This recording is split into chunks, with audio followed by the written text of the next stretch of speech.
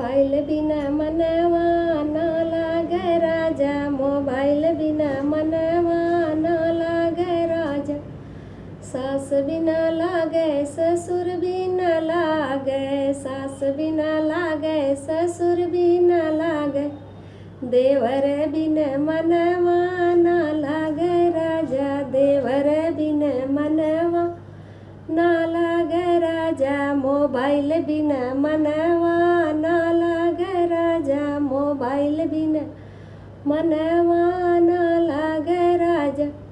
जेठ बिन लागे जेठान बिन लागे, जेठ बिन लागे जेठान बिन लागे। सजन बिन मनवा न लागे राजा, सजन बिन मनवा न लागे राजा। मोबाइल बिन मनवा न लागे राजा, मोबाइल बिन मनवा न लागे राजा। गाँव बिना लागे पड़ोसी बिना लागे, गाँव बिना लागे पड़ोसी बिना लागे। यार बिना मनवा न लागे राजा, यार बिना मनवा न लागे राजा।